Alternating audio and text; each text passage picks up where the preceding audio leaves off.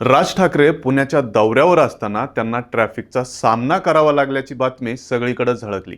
काल महाराष्ट्राचे उपमुख्यमंत्री अजित पवार यांना सुद्धा ट्रॅफिकचा फटका बसला.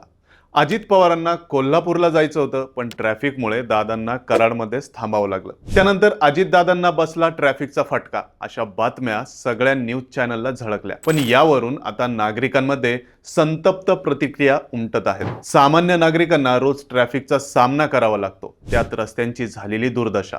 हा रस्ता तर सामान्य नागरिकांच्या प्रवासाला अजूनच अडचणीत घेऊन जातो. रोजच्या ट्रॅफिक आणि रस्त्यांच्या समस्यांनी त्रस्त नागरिक याबद्दल अनेकदा प्रशासन आणि स्थानिक नेत्यांकडे तक्रारही करतात, पण त्या तक्रारींवर पुढे काहीच होत नाही. त्यामुळे राजकारण्यांना एक दिवस ट्रॅफिकचा सामना करावा लागला तर त्याची लगेच बातमी होते, सगळ्या माध्यमांकडून त्याची दखल घेतली जाते. पण सामान्य नागरिक रोज या समस्यांचा सामना करतात, पण त्याची दखल मात्र कोणीही घेत नाही. अशा संतप्त प्रतिक्रिया सगळीकडे उमटताना दिसतात.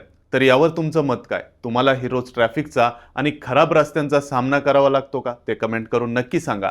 आणि सोबतच ऑनलाईन नेताच्या पेजला फॉलो करा आणि आपल्या यूट्यूब चॅनलला सबस्क्राईब करायला विसरू नका.